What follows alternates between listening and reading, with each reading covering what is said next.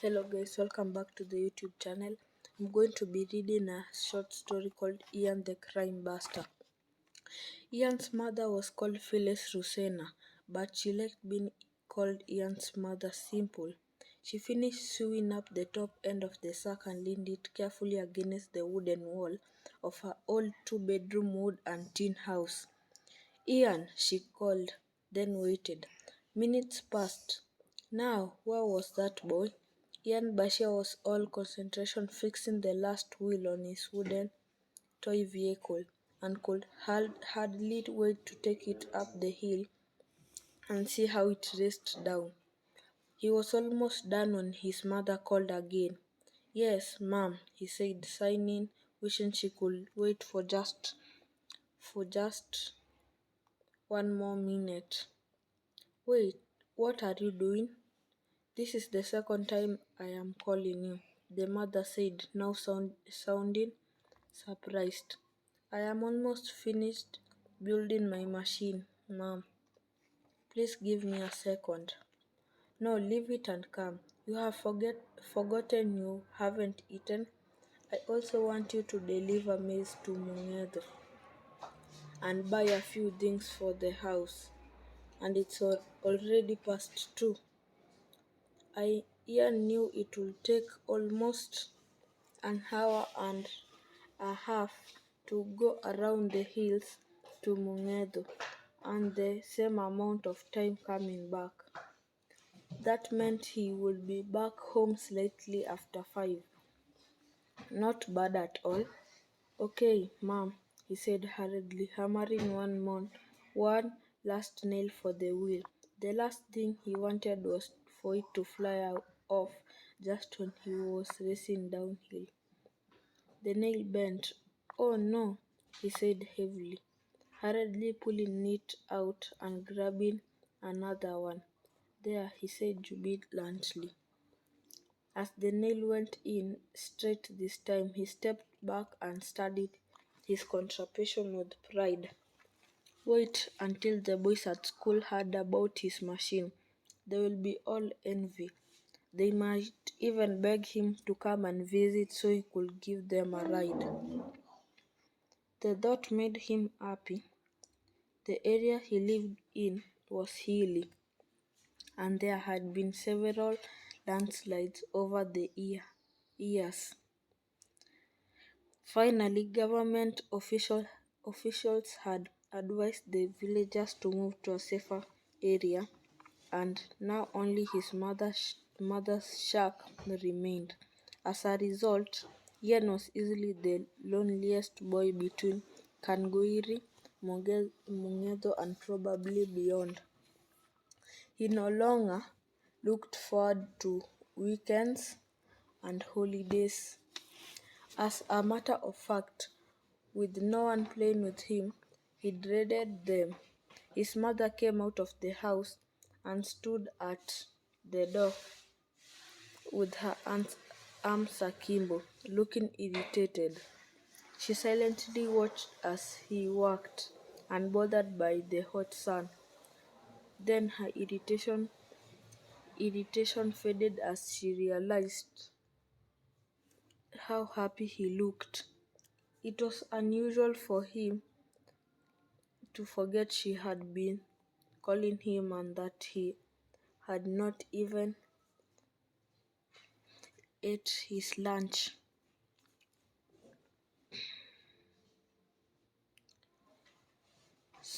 It showed how happy he was doing whatever he was doing. She sighed again, remembering how lonely and bored he must be, with the school closed and the few friends he had now living on the other side of the hill. In fact, she should be glad he found something to cheer himself up. He looked up, wiping off the sweat, and saw her. Sudden guilt filled him. Now remembering the, the many times he had been calling, each time he had promised himself he would add one more night, then go and see what she wanted. However, as soon as he finished hammering it in, he took another without thinking, totally forgetting she was calling him. Sorry, ma'am, he said lamely, seeing the displeasure on her face. And then page 4. Her eyes went huge. He, her eyes went to the huge wooden toy he was building. It was complete with old wheelbarrow wheels and passenger seats, but it had neither engine nor fuel tank. Neither did it have a steering wheel, but still he referred to it as my machine. He smiled. No, hurry up and finish what you're doing first, then come. His face lit up. Really? Then I'll give it a try. Want a ride? God forbid, she exclaimed. How does it work, anyway?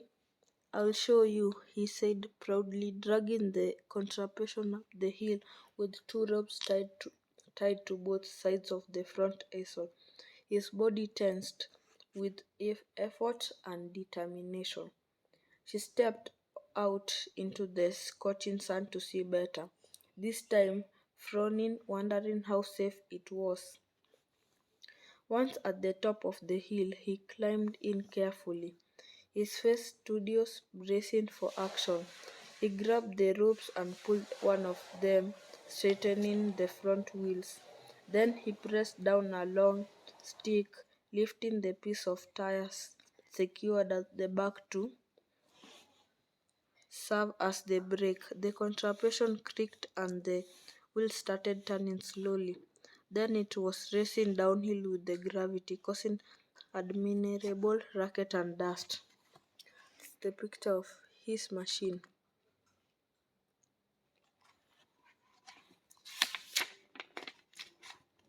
He, she yelled after him as he flew past her wooden shack, disappearing in the blowing dust. That's dangerous, Ian. Careful. Wah! Ian shouted, desperately pulling the wooden lever, but the piece of tire meant to be the brake was not working properly. It was sliding on the ground instead of gripping it firmly. At the same time, he was fighting to keep the front wheels straight with the two ropes. All that he realized too late required three hands. With the ground now racing under him frighteningly, he abandoned the ropes and concentrated on the brakes, trying to slow down the contraption. It slowed down slightly, but then the front wheels turned to one side and there was a thunderous clash as the machine turned over. Ian's world went topsy-turvy. Bashir, his mother screamed, calling him by her dead husband's name for the first time in years. Racing downhill after him, the contraption was lying on its side. Are you okay? She asked breathlessly as he climbed out, looking all glee and dust. I'm okay, ma'am, he said, checking his construction worriedly, glad to see it was intact. She checked a bruise on his lower arm anxiously and was relieved to see it was only a scratch. Her anxiety now turned to anger. I'm not letting you ride that thing again, she said firmly. But, ma'am, no buts. You gave me such a fright. What if you had hurt yourself and we have no money for hospital? Ian's joy faded. He imagined her struggling to cope all on her own while he was in the hospital, as it was she was the one doing the milking, besides weeding and planting her little shamba. If he got hospitalized, she would also have to cut the napier and wild grass to feed the cow.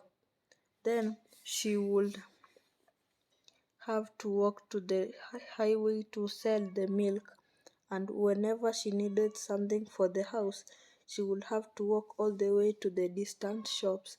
And how would she feel? living all alone on the hill, especially at night. You know what I mean, Ian? His mother asked, brushing the dust off his shirt as they walked uphill back to the house. He nodded. She was right. He was risking hurting himself racing downhill. But now he also knew what the problem was. He could run the contraption better next time. If she only let him, he had learned that he had to use three hands, two to control the front wheels with the ropes and one for the brake pad. That, of course, was impossible unless he had a co-driver or some sort of a human octopus. So next time, if she ever let him try, he would fix two boards to the floor of the contraption, just like the pedals in a real car. Then connect them to the ropes controlling the front wheels. That way, he could use his feet to steer, leaving his hands free to handle the brake pad. His mother shielded her eyes as they walked to the house, studying the clouds which were beginning to form. You better watch off that dust, then eat your lunch quickly. Looking like it might rain later and you have to take the maze to Monique's shop today. He is expecting it. Yes, ma'am, he said, racing off, eager to cheer her up. But his mind was on the long trip. He never looked forward to it, going all the way around the hills and around the huge swamp below it, which they called Ondiri. Then he had to take the wide dirt road to Mungedo. He thought of the boys from richer families. Many were show-offs and others had no time for him. He thought of the village bullies he sometimes came across. Most of them were school dropouts and often hung around Mungedo shopping center, lazing about bullying younger people like him. Of late, some of them had started waylaying people as soon as darkness fell, robbing and molesting them. The only thing he liked about the trip was when he met one or two of his friends. Thank you guys for listening to the chapter 1 story of Ian the Crime Buster. Hope you liked it. May you subscribe, like, and put the notifications on. So we meet next time for chapter 2. Bye.